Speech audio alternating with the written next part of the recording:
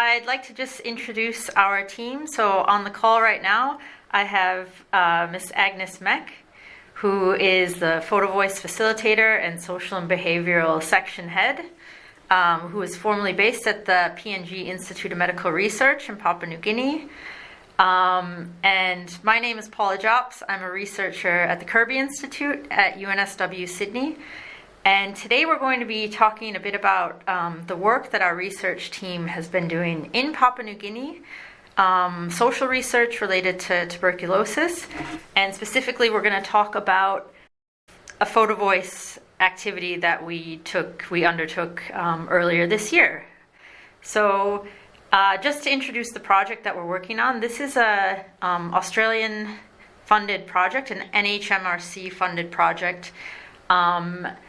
And the project is led by Scientia Associate Professor Angela Kelly-Hunku, who is affiliated with PNG, IMR, and the Kirby Institute at UNSW.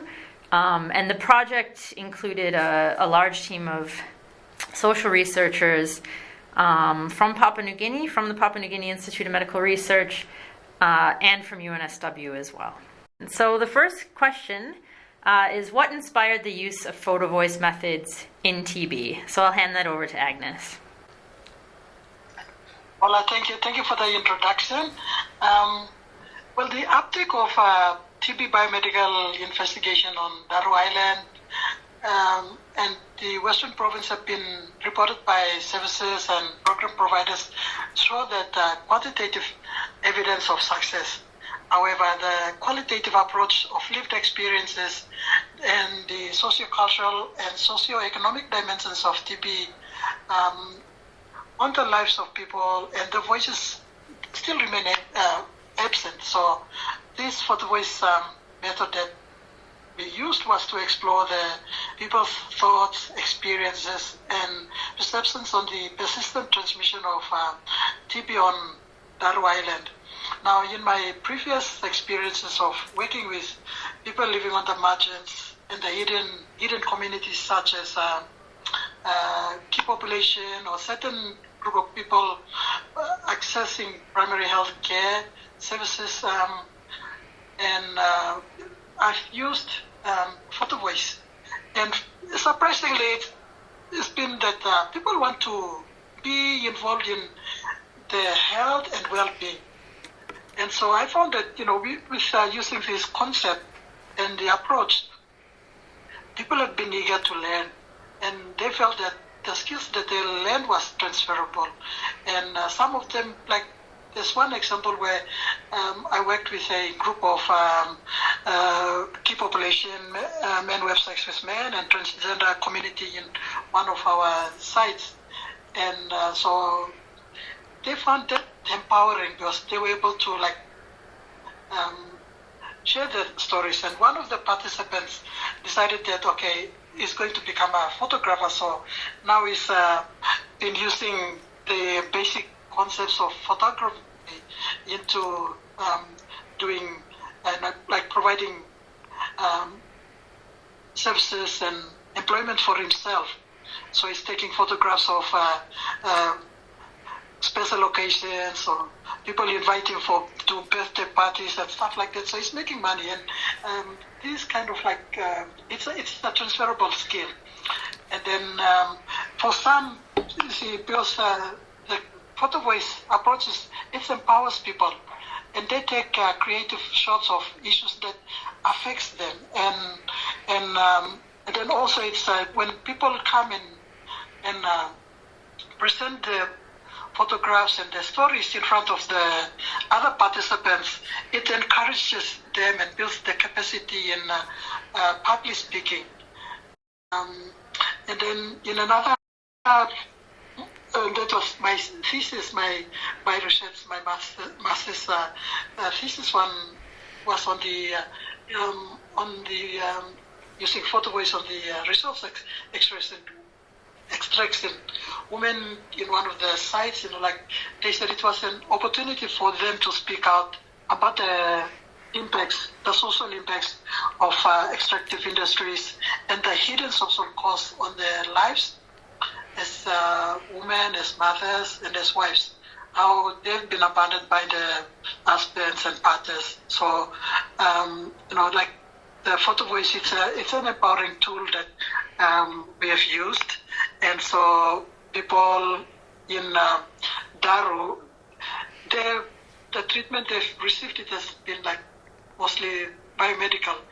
And we've got quantitative data, but nothing much from their voices. So with this training that we had, I think it was really powerful for the people, for those who had come out of, were on treatment, who came out of treatment, and who have been affected and infected. So it's strengths.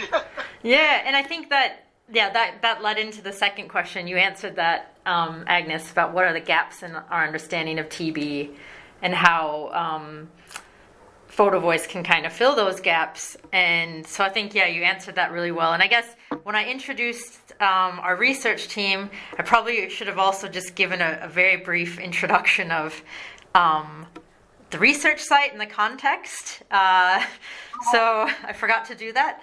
But yeah, as you said, we undertook a Photovoice activity early this year in the South Fly district of the western province of Papua New Guinea on a tiny island called Daru, which is about 15 square kilometers. So Photovoice was one component of the study. We had the research team from PNG IMR had also conducted about 128 semi-structured interviews, and I think it was 10 focus group discussions with people on treatment for TB, family members, caregivers, healthcare workers, program implementers, and a variety of stakeholders. So as Agnes mentioned, Photovoice was the final component of the study that we undertook. And I guess that could lead into the next question, which was, what have been the findings of the research so far? Have there been any surprises along the way? And I'll hand that back to you, Agnes. Answer the question. Maybe I can explain a little bit. It's really geographically challenging. The main form of transport is water-based. They've got like dugout canoes, or they walk for days to get to the nearest government health services or even a school. So, or even like if someone is sick, they carry the person and they walk for days before they come to the nearest waterways to get on a boat and travel down to Daru Island. So it's quite a challenging place to work, and all the services, shops, government services, banking, health services, and proper education, schools and all that, it's just all located and centralized on Daru Island. So that's why there's a lot of influx of people coming in from the remote areas to seek access on the island. People, when we conducted the Photovoice training, people understood the dimensions of TB and how the infection is spread. And from our documents and the photographs that they submitted, many of them talked about the overcrowding, because people are traveling into Daru Island to seek treatment or to seek economic opportunities and bringing in the market goods and all that. It creates a lot of overcrowding. There's not enough land, and people live in what we call, like in PNG we call them, and especially settlements, but then on Daru Island they call them corners. So they've got, communities living within centralized locations where it's overcrowded.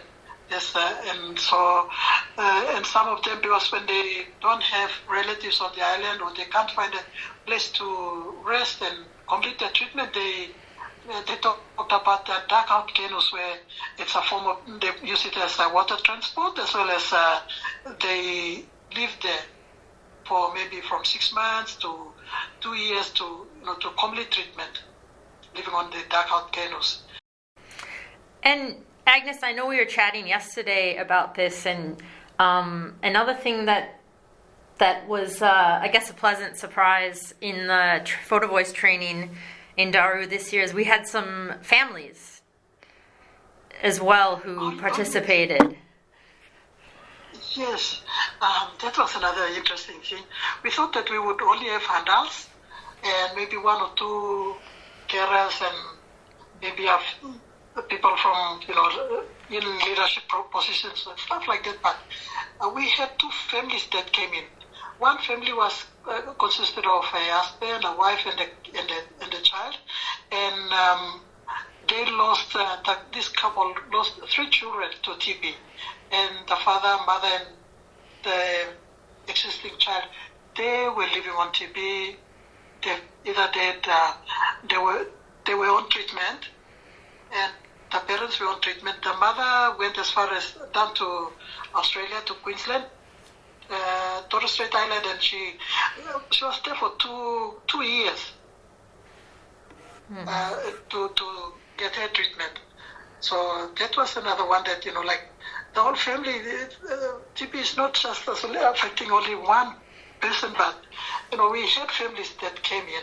It was really interesting because many people, it was the first time too they had used digital cameras, and seeing the children as well taking pictures was really interesting and fun to see.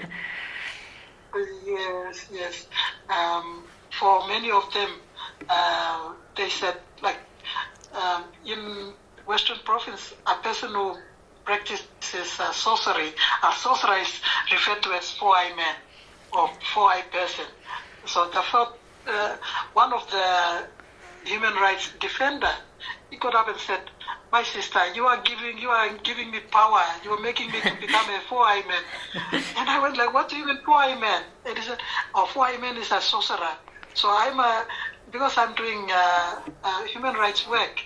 Now I can, with this training, I can use my mobile phone to take photographs and proper photographs and report." So that was something empowering. Not empowering, but it boosted me that at least my training was had some impact, and people were taking it, and also there were women leaders from the district development priority committee members.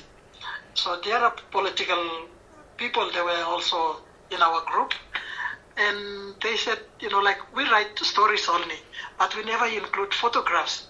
So now, when we write about our issues that we face, we can be able to include proper photographs in our submissions and in our reporting. So I think that was And we did just, I'm not sure if we mentioned this at the beginning, but we did have around, 20 people participated in the 1-week Photovoice workshop in Daru. Was it 20? Yes, 20. Yep. 20. And it was mainly people who were currently on treatment for TB or formerly on treatment. Yes. Yeah. We're formally, yes. And then we had a few leaders from the mainland and from the island, as well as 2 from the program areas. Yep. They came from Bennett. So we had a mixed group. Yep. And then it was the 4 trainers. So we had 3 people from IMR. That was Agnes. And then we had John Cohen, and we had Jacob Dyer as well, and myself for the training. The next question was, what are some challenges that your team has encountered? The majority of the participants, they were able to understand. There were just, one or at least I think 2 or 3 people that were communication was a problem with them, and so we tried our best to explain to them. We explained to them. Even I paired up our junior person Jacob with one of the young boys that they participated well, but the thing was he didn't understand, or he was not able to. Even we gave him the cameras, and Jacob had assisted him to record, but he still refused. He said, I don't know how to do it. I don't know what to say. I don't know what to take photograph of. So this was kind of like, a bit slow in grasping and understanding, as well as in speaking out. And then there was another one that, like I mentioned earlier, we used his sister to translate. But I don't know whether it was the full story that she gave, but at least we got something from him. So literacy problem was something, and then. And maybe you can just kind of explain how you run Photovoice trainings. Like, how do you? We had a week-long session with participants. So what did it look like on a day-to-day? Do you start with background to Photovoice, or you show them how to use the cameras? Maybe just briefly, just explain how a training would look like. Okay, for a proper Photovoice project, like in well-developed countries, it would possibly run for like 6 months. But whereas for us, with resource and timing and everything, constraint, we cannot, we don't have the luxury of running long projects like that. So we've modified the concepts and condensed that into, where I've been able to just bring it down, condense everything down to at least talk about the project, but why we are interested, and then just take a few slides on what is Photovoice, why is it important. It's just one day of let's say in class or classroom kind of lecture, and then the second day was for them to take photographs and put into practice, what they have been taught about the new styles and techniques of photography. Yeah. And then they come in and present, and then the third day is they go out. We give them assignment questions they have to answer, but answer with photographs and stories. And then the fourth day we work with them, not edit their stories, but download and work with them and make sure that the stories and the photographs they relate and there's meaning to it, and goes in line with the research topic that we come that we had to answer. And then on the fifth day, that's the participants, they present the photographs and the work that they had done, and then at the end, we have a small graduation and award them the certificate of attendance. Okay. And did you find people were very enthusiastic about the training this time around? Did everyone stay till the end, till the last day? And yeah, all of them, they stayed.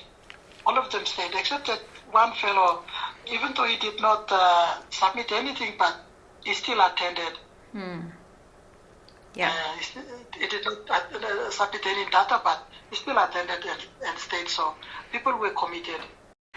And before I get to the last question, I'll ask you, just as someone who's been doing Photovoice for a long time, and who's really an expert in the method, what's your favorite thing about Photovoice? That people just tick. And with qualitative interviews, we get the stories, but with we ask the questions. But with Photovoice, we give the cameras to the participants, and they have the fun. They have to go and take a photograph and write about that or tell a story, and it's their work. Yep. And it's really empowering, and then it's a tool that I find that it involves people to